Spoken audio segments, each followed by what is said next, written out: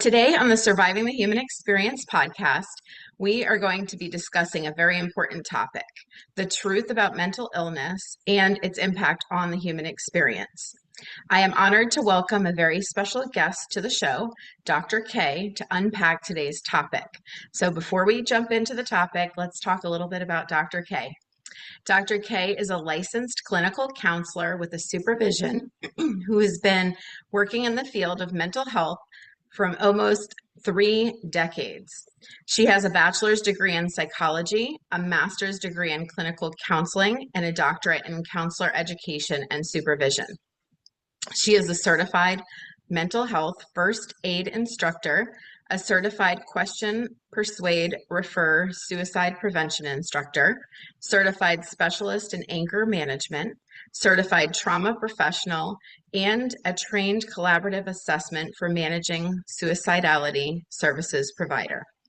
Dr. K began her career providing inpatient psychiatric care to youth and adults and has experience working with people diagnosed with severe and non-severe mental illnesses and substance abuse disorders. She expanded her lead in behavioral health by serving in college student mental health as a clinical director of counseling services, later serving in a senior director role responsible for multidisciplinary, holistic, diverse behavioral health needs of college students. Dr. K is passionate about suicide prevention and collaborated to write, receive, and serve the principal investigator for the multi-year Samsha Garrett Lee Smith GLS Campus Suicide Prevention Grant Program. A strong community advocate, Dr. K's service as a community behavioral health clinical director, she revitalized and elevated standards of care by successfully completing a statewide behavioral health services audit, created ethical crisis protocols for both in-person and virtual client experiences, developed and established telehealth services, removing multi-layered community behavioral health access barriers in one of the most challenging times in the world. Dr. K has an impressive record of evidence-based engagements from print media to television, professional development trainings, clinical supervision, and keynote speaking.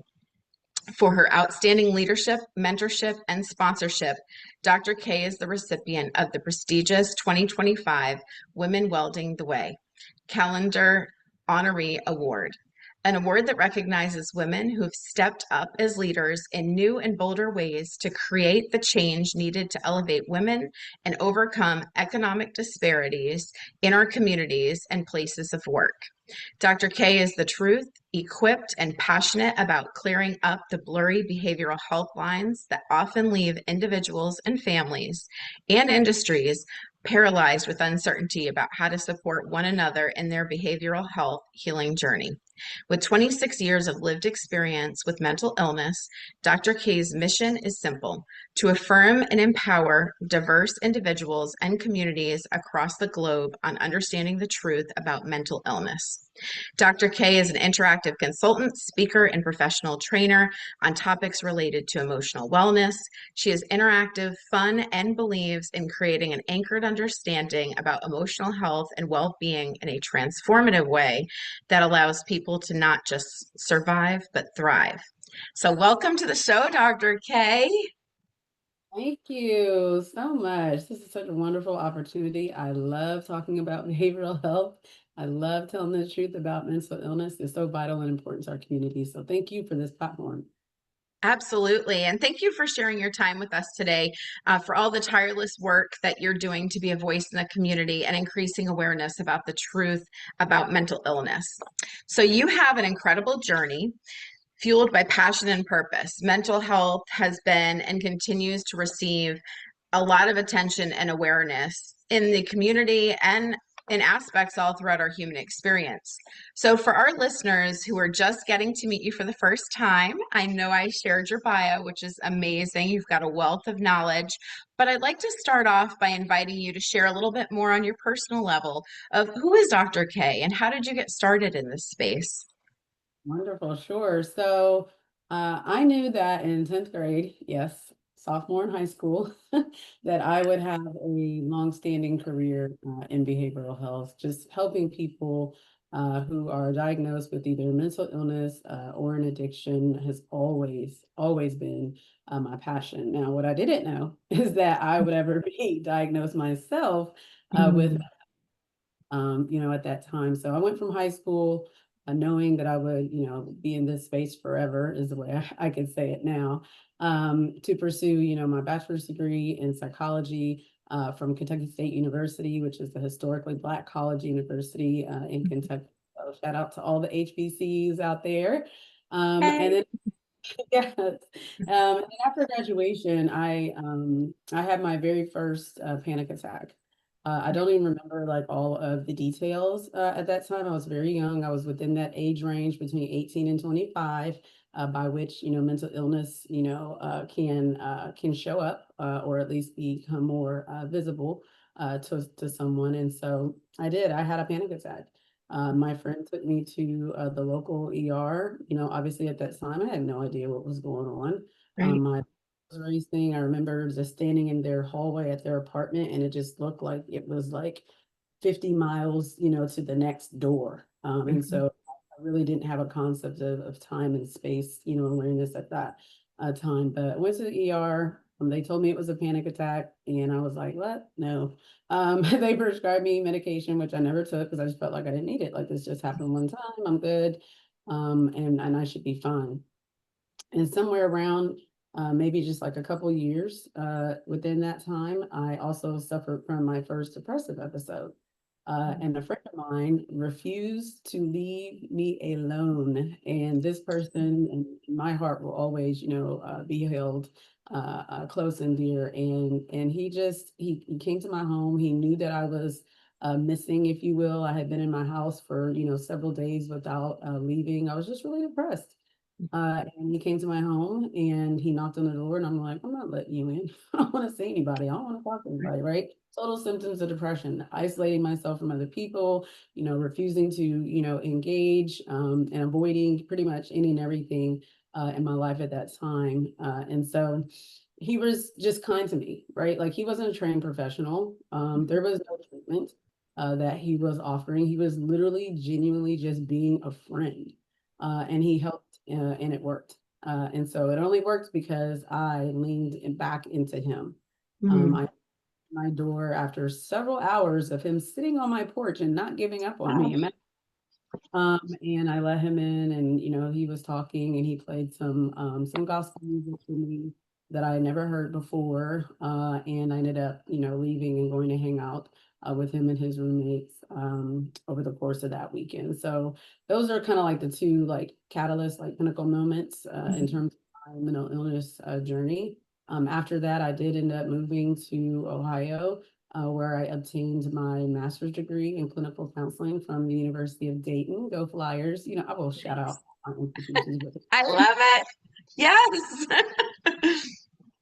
I directly, went straight from that master's degree program into a counselor education and supervision program at Ohio University. Go Bobcats! So between those degree programs, I did get my clinical licensure, the very first step in my clinical licensure, and I began moving throughout the behavioral health industry more officially. So I did start my career at a psychiatric hospital in Kentucky back in the 1990s.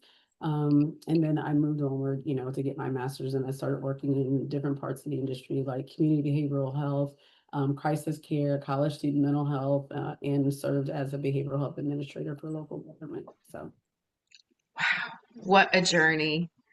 And here we are having this amazing conversation today, which I am so excited to talk about this topic because it's such a heavy topic, but it's needed to be discussed. And so we hear the term mental health often in the news, on social media, during conversations. It's kind of become a really big, buzzword right now. And I think it's really important that we dive into what it means, though. I mean, sometimes we have topics that just kind of become that conversation of that time frame.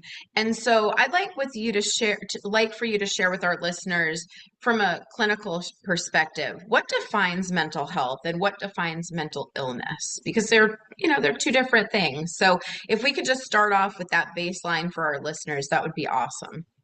Yeah, so I get a lot of folks that come up to me, especially, after different engagements and say, this was a great, you did a great talk. I don't have mental health though. And I say, oh, you don't have, thoughts? These are our cognitions, right? Or you don't have feelings or emotions or you don't have behavior? Oh no, I have all of that. Yes. So then you have mental health, right? We all have mental health. We all do not have mental illness. And simply put, the way that I define mental illness is still those same three things, but it just makes it difficult for that person with the mental illness to live, to laugh, and to love. And so due to the Mm. of experiences that we may, have throughout the course of our life, it is possible that as an adult, even, not just as a youth, but as an adult, one might be diagnosed with a mental illness or be suffering from mental illness. And so that's kind of how I separate the two. And then really just to give your listeners another, I guess, overarching, component of understanding is that I look at behavioral health as like an umbrella. Okay. And so underneath that umbrella of behavioral health, we got two different sides. One side is related to mental illness. So you'll see common disorders like depression, anxiety, PTSD, which is also a part of anxiety. And then the other side may be connected to addiction. So substances, alcohol and other drugs, gambling, also as an addiction, or pornography or sex addiction. So that umbrella of behavioral health does consist of, your thoughts, your feelings, and your Mhm. behavior, ability to live, to laugh, and to love, and then also the potential drug and alcohol concerns. Wow. I love the analogy you brought in of to live, to laugh, and to love. I would never have even thought of it that way. So that is very helpful. So can you talk a little deeper about how mental illness impacts the human experience? You touched on it a little bit there, but just go a little deeper for us. Sure. So I truly believe that we are all emotional beings, period. You're an emotional being. I'm an emotional being. We're, in this human experience on this side of heaven together is what I like to say. And so that Yes. all have the capacity to live, to laugh, and to love. When any of these different required functioning areas of our life are interrupted, though, with such significance, right? I think something can happen out of the blue, and it could cause someone to have a reaction to it from an emotional, perspective, and that may cause us to experience a mental illness.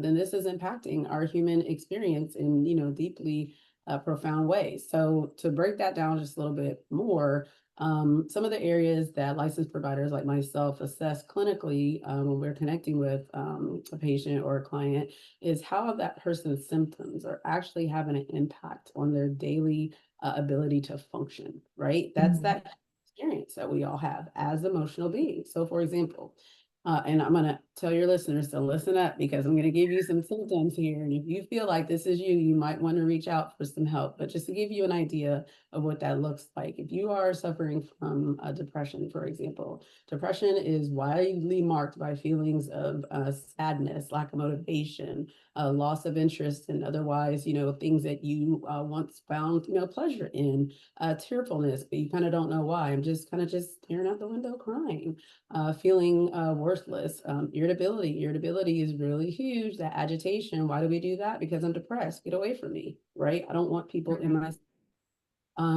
feeling fatigued, even though you've not even done anything.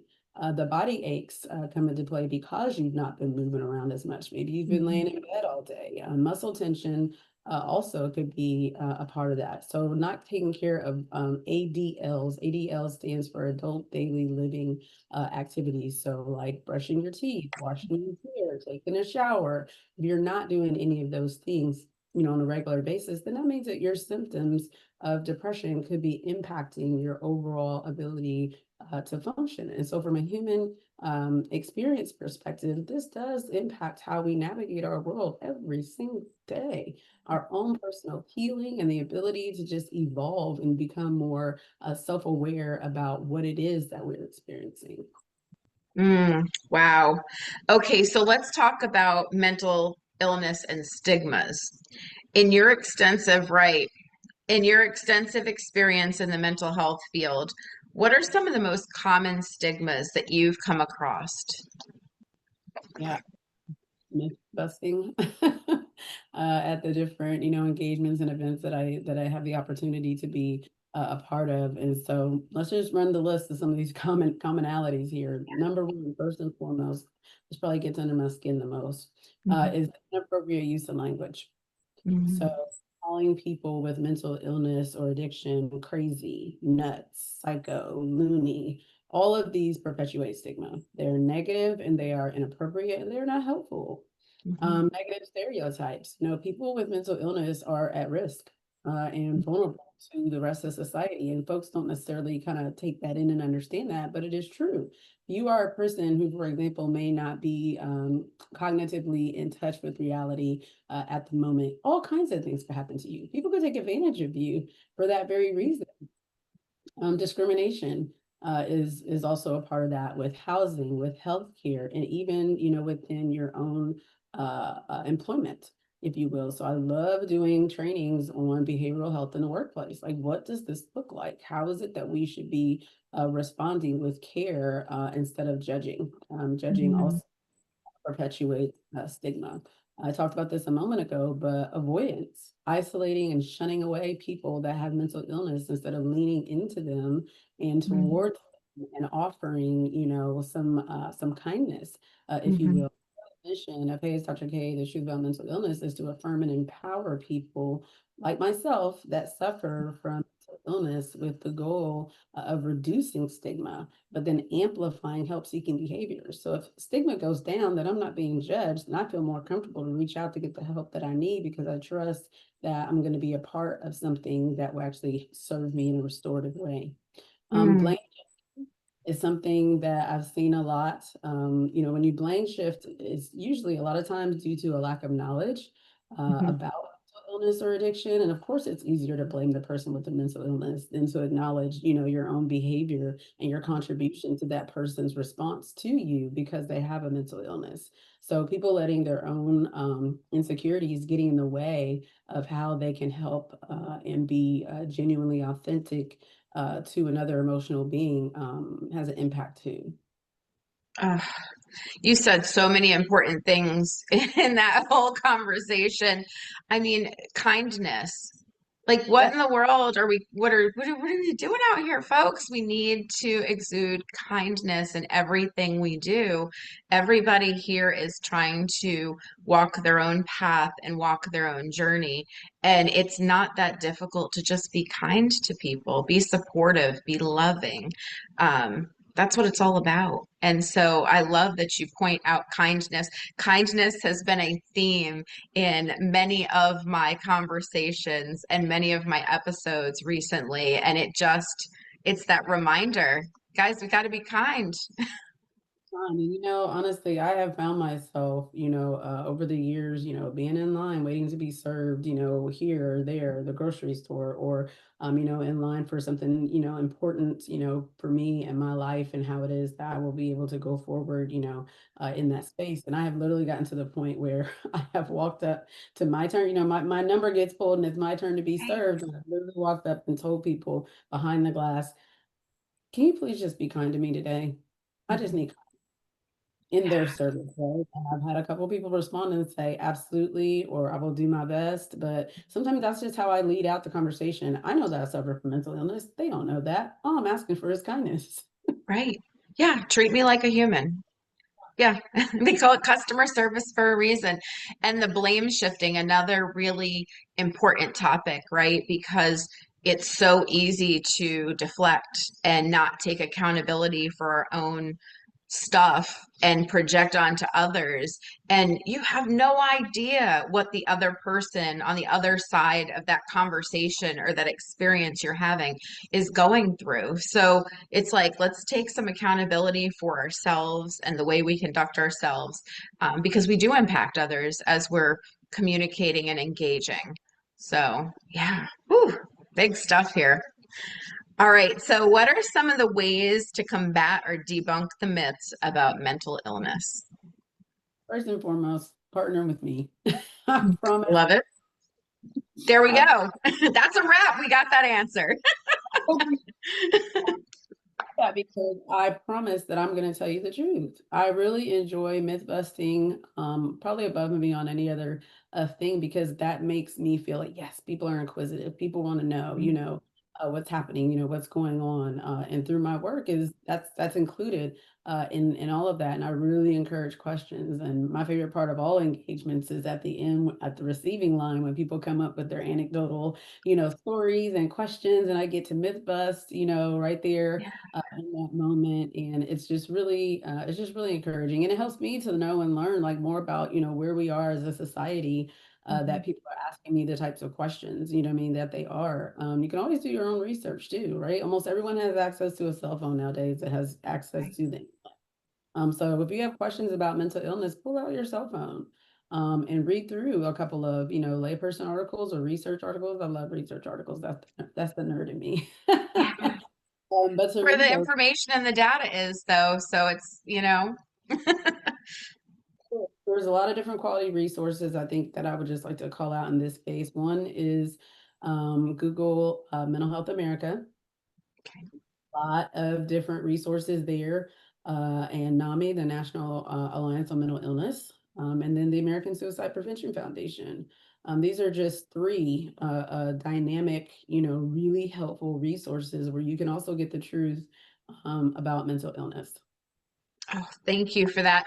And I think that's really important that people take down that information because it's too easy to go to Google and start Googling away. And next thing you know, you're on all of these sources that don't have the credibility behind them, or the proper sourcing and review before they're released to the public. So I love being able to share with people where they can go and get information that's, research backed and, approved and reviewed before it's released. So very good information there as well. So what would you say are some of the biggest challenges that are facing the mental health community today? Yes. So the first thing that I'm going to talk about is our workforce. Oh my gosh, it's so painful right now. Especially, having, hit that global, pandemic with, COVID, and providers being few, but the need just continuing to grow and grow and grow and grow. And so the Commonwealth Fund did some research on improving healthcare quality, and Okay. nearly Americans will have a behavioral health issue in the course of their lifetime. This is in alignment as well with the reality that one in five adults in America suffers from a mental illness. And Mm, so the healthcare, umbrella that we talked about encompasses a lot of different fields of practice, if you will, in different types of interventions that are delivered by providers of all kinds, if you will. And so I'll go back to, me knowing in 10th grade that this was going to be my career path for the rest of my life, which is why I like to engage youth groups. mhm, Uh, Talking about the wide, bandwidth of opportunity that exists for people who are interested in going into this field of behavioral health. It doesn't just include if you will, direct service providers like myself who are licensed, right? Or case managers, if you will. The field needs everybody. We need receptionists, we need billers, we need folks who work in IT. Like everybody has a place, everybody has a role in this space. So I like to work with youth groups because I like to get folks early. I was early. I was early in mhm, my knowledge that I wanted to do this in 10th grade. So working with youth, that are, elementary, through high school, just exposing them to these opportunities. And in my experience, this is what they want. A lot of folks do want to know and learn more about how they can be a behavioral health provider. What does that look like? What would I have to do? What mhm. type of education do I need? How much might I get paid, right? So when I come out and talk to youth groups about this, talk about their emotional health, and I talk about how it is that they can enter the field as well. Mm. Same source of research talked about in 2018 that more than half of the counties in the United States did not have a practicing psychiatrist. Now, Wow. me, I'm not shocked by that because I've been doing Mhm. this for 30 years. I've Right. seen this always been at a deficit, but now it is even more so because of what we have experienced, with COVID. And so, as Mhm. of March of 2023, 160 million Americans live in areas with mental health professional shortages. That's a lot. Mhm. Over 8,000 more professionals are needed at this time to ensure just an adequate supply Mhm. of help and resources. Another concern in that space is low insurance reimbursement rates for Mm. providers. Like, we can't even accept your insurance because your insurance is not going to be able to reimburse us at a rate that it would cost for us to take care of you. Think about that. Think about that. That is quite staggering. So we Mhm. need more behavioral health providers in the space. Stigma Mhm. also is going to be, a huge factor, right, in the amount of services and how frequent, people can get access to the actual quality that they not just receive, but that they deserve. We all deserve quality behavioral healthcare. So because of the workforce shortages alone, I just say invite me to you. Invite me to you so that we can learn more about different parts of what it looks like to be a part of the behavioral health industry. You want to learn more about signs and symptoms and what to do and how to do it, and when to reach out and how to engage, how to respond. What are the myths? What is the what are Mhm. I feel like these are things that, hey, as Dr. K can do because right now we don't have enough folks who are positioned, clinically and licensed to serve in that area. But guess what? We do have a lot of laypersons out there who Yeah. can great job of what I call, just offering hope Mhm. of any kind to help to support another emotional being. Wow. I totally didn't expect workforce to be the answer, and you've really provided some things to really consider and think about here. And having had three teens going through during that pandemic time, it was really intense to see what our younger generation was going through, being isolated, being asked to go from being in very social environments educationally to then, being expected to get online on a computer screen and be enthusiastic about it. And um, personally, I have a child with a learning disability. So to see the experience that a child goes through when they're struggling already in the classroom to then being taken out, and watching all of their friends and the mental health experience that occurred, and people asking and seeking help, and you couldn't find a provider. And then we went to, and I know we'll talk about this a little later in the conversation about telehealth, but you go to this online format, and it was mind boggling. So when you're saying workforce, it's so huge because I feel like we've got a whole generation of individuals who went through that pandemic space. We as adults, we had our time, right? We got to go through what was considered to be the norm, and here we are living our lives. But then the younger generation is coming up through this very uncertain, chaotic time.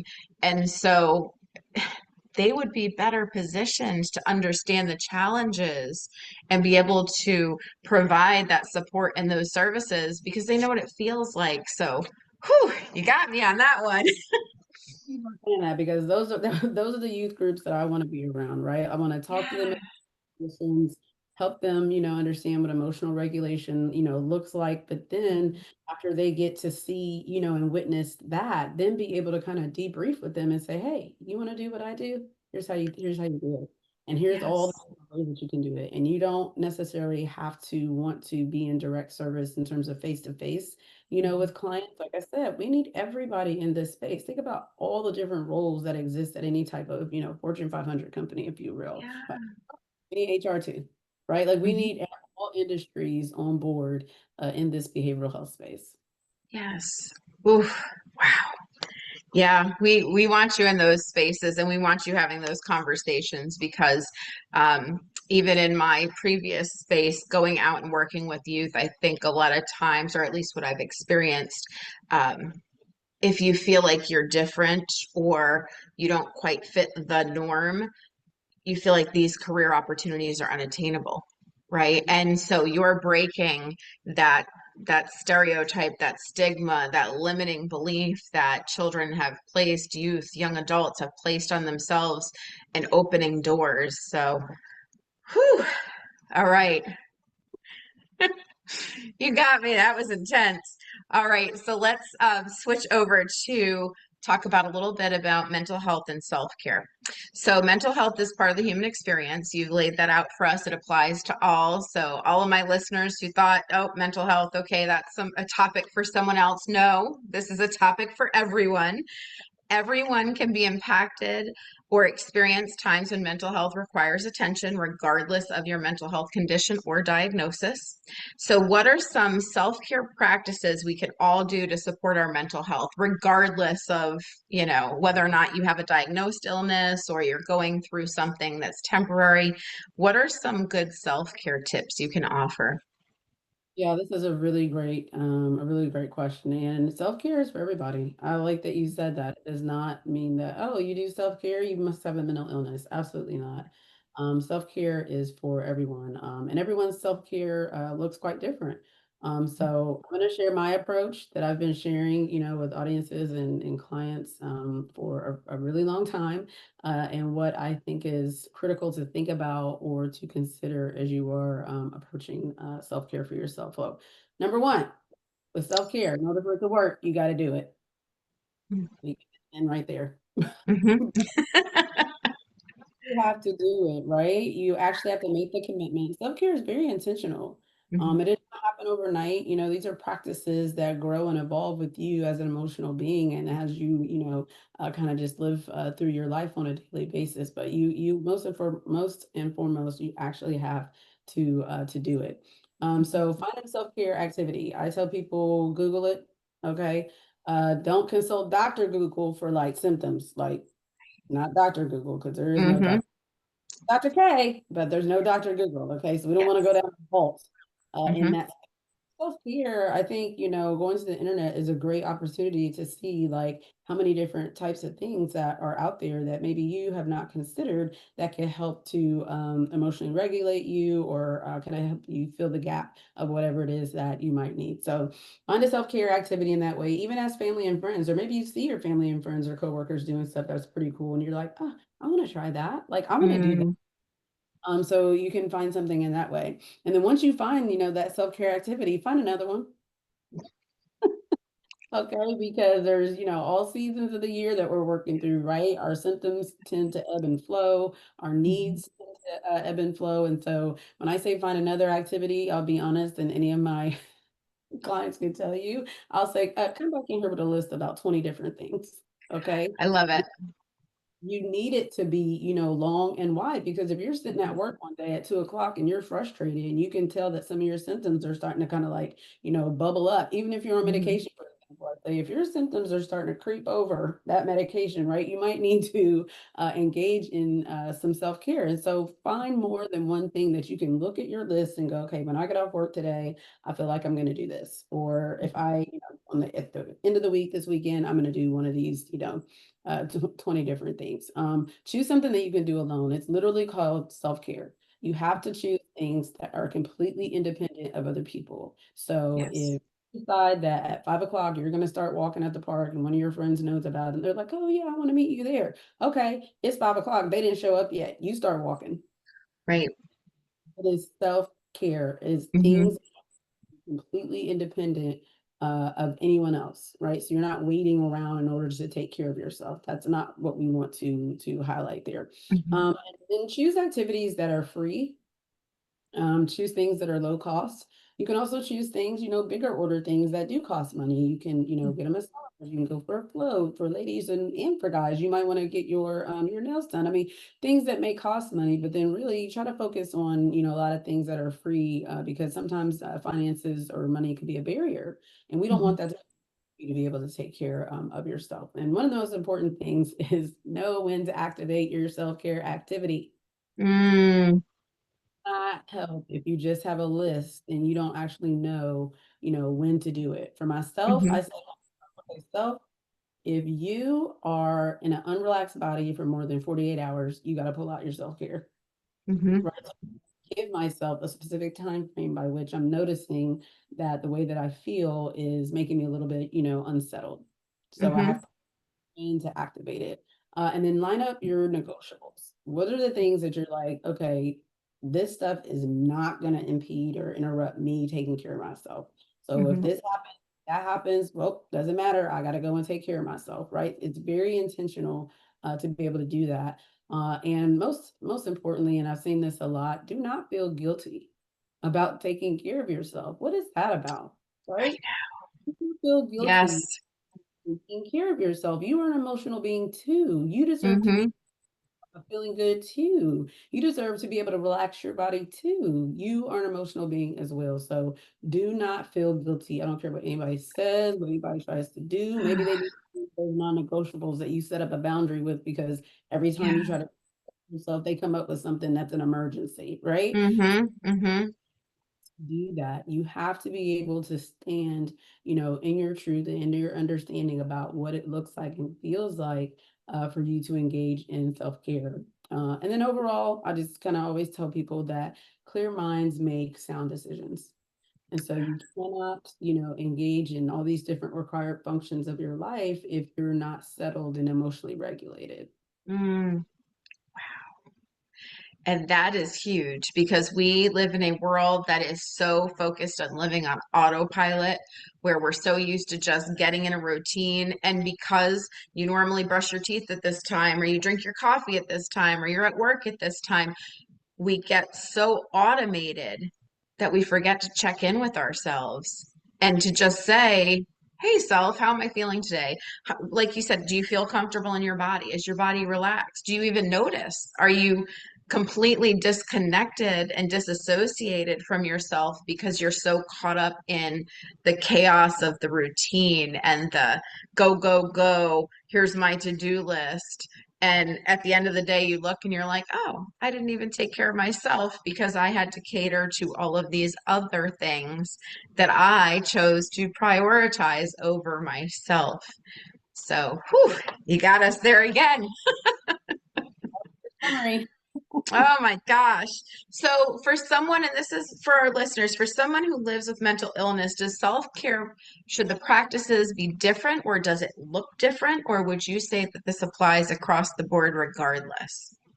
It may, but everybody, again, has their own definition of self-care and what that looks like. I think that overall it should just be viewed as a practice that is restorative to your overall emotional wellness. So if this is something that you are doing and you feel good while you're doing it, after you've done it, you want to do some more, again, then you know that these are restorative to you regardless of whether you have a mental illness. Okay, thank you for clarifying that. So let's jump over to mental health and getting support because I think this is a really important topic. We talked a little bit at the beginning about, um, you know, being able to accept the support, right? You even shared that in your own story, and sometimes I think people shy away from it or they feel shame. So there can be some anticipated and unanticipated behaviors and responses that can occur in the moments where things may take a turn and there's a decline in mental health, seeking outside support may be a viable solution. And in these moments, there could be a myriad of emotions and uncertainties that arise. So, what are some of the signs that can assist with identifying when it's time to seek professional help? Like, how does somebody know? Yeah, so I would kind of just go with just strong commonalities that I've seen, over the course of several years, which is first and foremost, just feeling overwhelmed. When I Mm-hmm. work with clients and talk about self-care and signs and things as it relates to just professional health in general, one of the top things that people identify is just like, I feel overwhelmed. And overwhelmed is subjective. Your being overwhelmed may not look the same as my, being overwhelmed, but feeling like you are drained and feeling like we're just, consistently exhausted. Like I'm just so tired. Like what is going on right now? Mm-hmm. Um, isolating yourself, I talked about that. That's what I was doing, Mhm, isolating mhm, myself and avoiding, contact with other people. Negative self-talk is another huge one. This is something that is quite stealth. I mean, negative self-talk just flies under that radar. Next thing you know, you have all these symptoms and you don't know mhm, where it's coming from. So I talk, a lot about recognizing those triggers in your body, your physical body, and mhm, how lend itself to reminding you or allowing you to see that cognitively there's something going on here, and that mhm, next fog is a significant barrier. It's a very strong one to be able to look out for, but even that is intentional, mhm, right? You are talking negatively about your life, yourself, your family, your friends, your job, everything that's connected to you as who you are as an emotional being. Folks feeling on edge, mhm, that an emotional, response to whatever it is that you are going through, kind of feeling like your head is on a swivel all the time, mhm, like you can't relax in your body. Difficult. I give a whole sleep hygiene mhm. conversation Okay.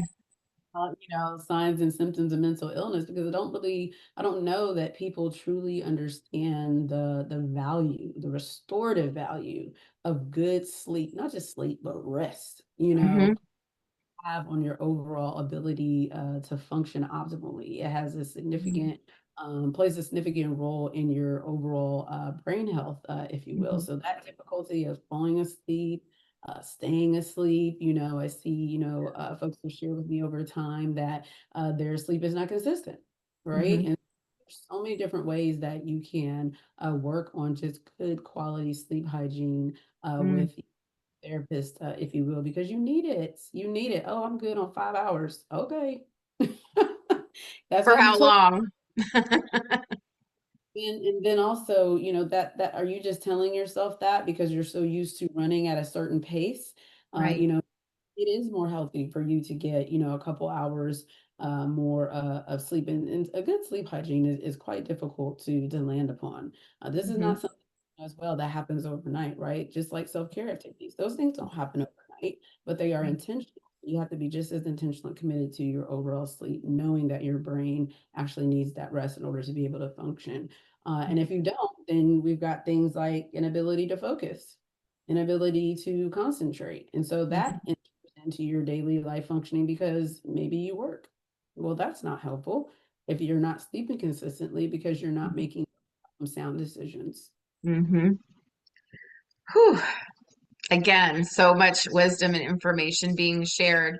I'm big on the sleep conversation as well, because again, as you've shared, if you're not getting the proper rest.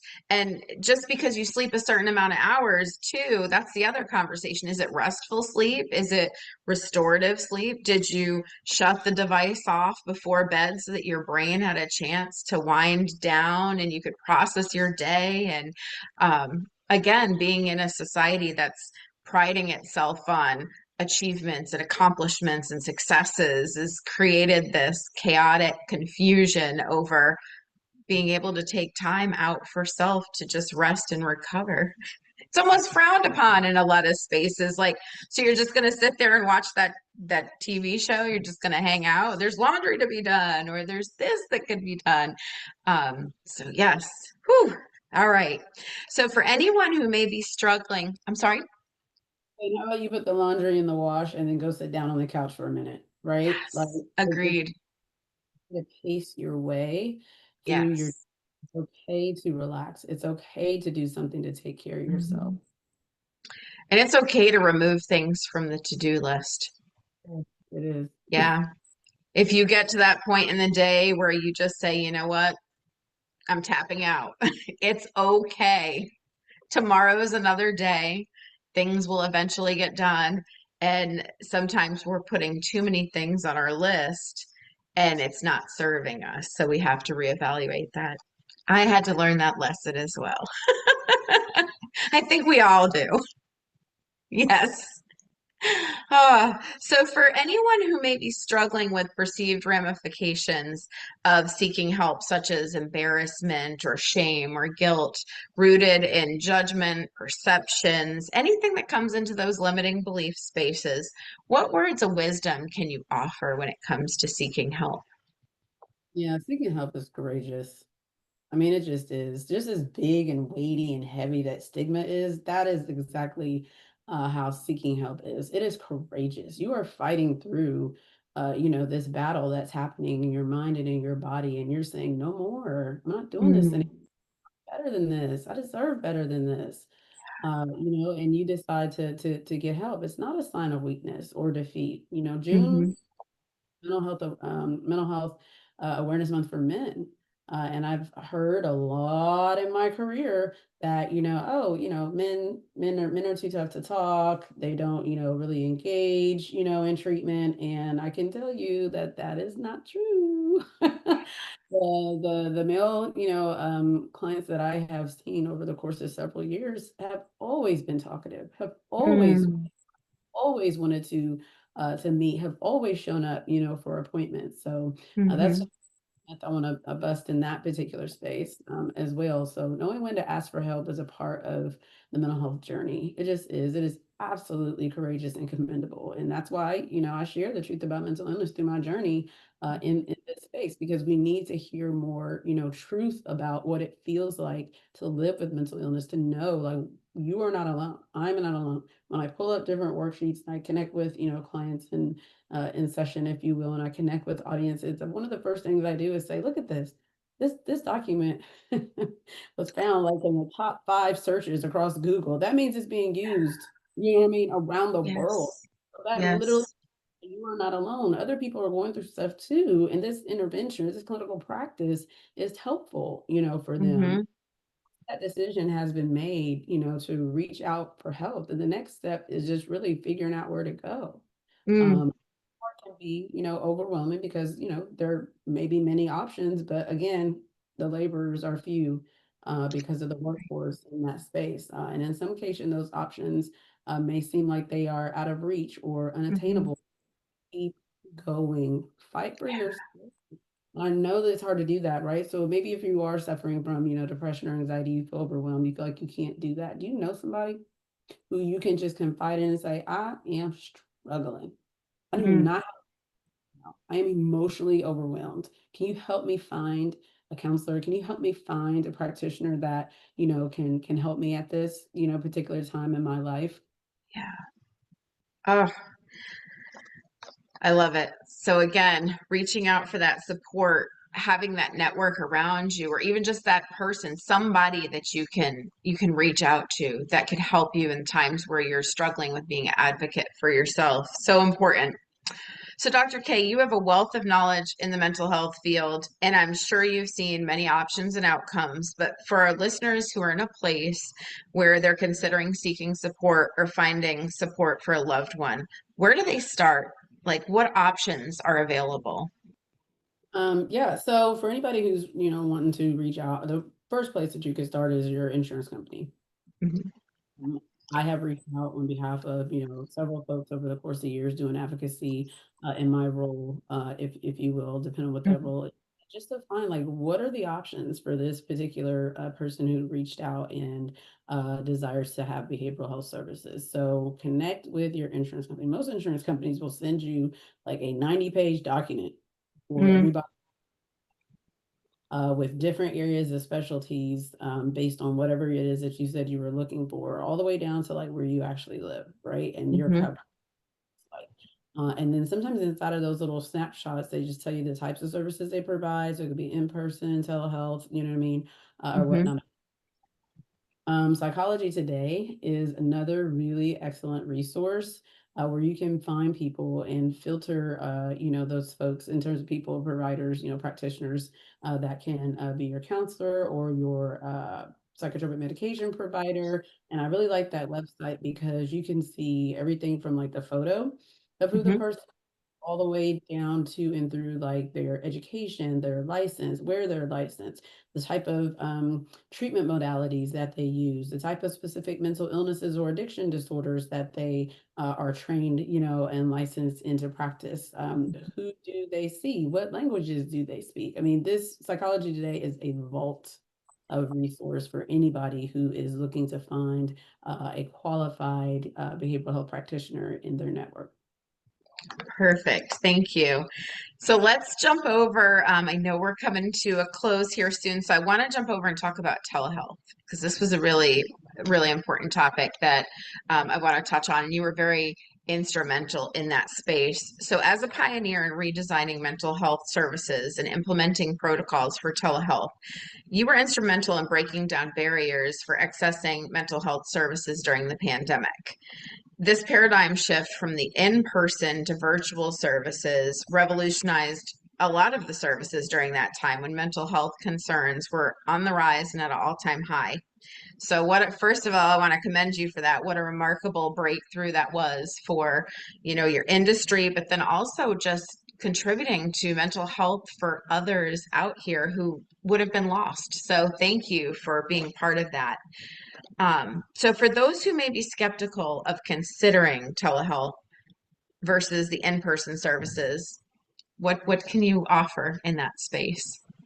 Yeah, it might sound, really simple. I will say this, that even since, 2020, when everything kind of hit and took us for a significant loop, and I had to hurry up and Hmm. create safe, legal, ethical platforms by which, clients could still be seen. But I would Hmm. say telehealth is just as safe as it is if you were to walk into somebody's office to receive care face to face. It has been like that. They Hmm. are governed, practitioners are governed by the same, laws and rules and ethics of, HIPAA and everything else when providing treatment. It doesn't matter whether it's in person, face to face, or if it's online. I say do it. Just do it. A lot of people do it because of convenience. I do it in Hmm. part, right? But Yes. I still need to take care of myself, and I cannot allow, any myths or, false narratives that are out there about telehealth to be a barrier toward me being able to take care of myself and living a more optimally functioning life. So you are considering telehealth, or you're wondering about, is telehealth good for me? Like, should I do it? Should I not do it? Do it. Awesome. So are there instances when telehealth may not be appropriate or you'd recommend in person over telehealth? Yeah, I would say if someone, is suffering from, any type of psychotic, disorder, meaning that they're really not kind of in touch with reality, and there's usually kind of just first getting linked to Okay. services, we definitely want to meet with a provider, face to face in person, so that you are, sure to get the actual care that you need Mhm. regarding that. And then also, if you are actively using any type of mood altering drugs or substances, these are things that you would want to, come into the office, face to face, be able to get the care that you need. Now, it may not always be in office. It may be Mhm. like first. I know that that was part of this transition, right? Like we went from straight telehealth because we had to get away from each other, right? Right, right. Back to, okay, well, the first session could be in person. And if the clinician feels that you are appropriate for telehealth, then you can continue onward in telehealth. The other thing I'll say about telehealth is that I think still like insurance companies are, kind of working out the kinks in terms of what they're going to pay for, at what rate, Hmm. and and what amount throughout all of this. So make sure you check with your insurance provider first to be able to know whether or not that is something that you should be paying attention to as well. Ah, excellent. Thank you. All right, so we are coming to a close today. As our time together wraps up, I'd like to invite you to share any concluding thoughts you have about the truth about mental illness and its impact on the human experience. So, any concluding thoughts there?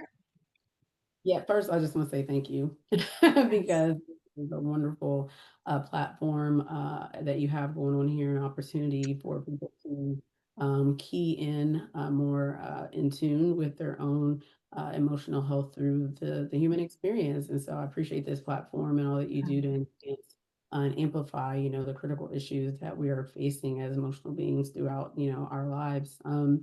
Hey, it's Dr. K. The Truth About Mental Illness is here to provide you with digestible content and truth about what it actually feels like to live with a mental illness. I enjoy being able to talk about mental illness, through my own personal experience, but then also through my lens of expertise. I think putting those, few things together, along with all the other variables that equate who I Mhm. am as a practitioner and a person who lives with mental illness, are really important to be able to drive home that message of understanding and also that message of hope. So through every engagement that I am a part of, audiences will learn anecdotally, the truth about, my journey with mental illness and what that looks like, and how I have been able to live in a space of what I call recovery from mental illness, because of how it is that I intentionally, and it's so hard, y'all, Mm, intentionally take care of myself, so what you get with an experience, with Hey, it's Dr. K, is just like this fully loaded package of lived experience, professional training, evidence-based expertise that literally tailored to the needs of your audience. mhm. There's no audience or group or population that is too large, too small, or industry that should be Yeah. omitted, because mental illness does not discriminate. It Mhm. literally impacts every single one of us. So my website, www.heyitsdrk.com, is there for you to kind of browse through and learn a little bit more about the topics that I like to teach and train on. And I've been saying this for a little while now, which is that all you need is one idea. If you have one idea about mental and emotional wellness, and you're like, how do I do this? How do I Mhm. engage? Talk, bring somebody in to talk to our teams. How do we better ourselves as a company, as an organization, in terms of employee health and wellness? Like, that's all you need is one idea, and partner with me. We will come up with a phenomenal, experience for you and for your employees. Until then, if you just like to see me talk more Yes. about mental illness and what I go through on a regular basis, I'm on all the major social media platforms, Facebook, Instagram, TikTok. Just pull it up and watch me. I promise I'm a hoot, but I promise I'm gonna tell you the truth. I love it. I love it. Awesome. Well, thank you so much for sharing your time with us today and really for opening our eyes to so many different tips, tools, techniques, topics. For our listeners, again, please do check out Dr. K's site, check out her social medias, get involved, get engaged, reach out if you have questions or if you want to work with Dr. K. She'd love to be part of your journey. So, for our listeners, thank you so much for taking the time to listen to this episode of Surviving the Human Experience. And until next time, be well and stay blessed.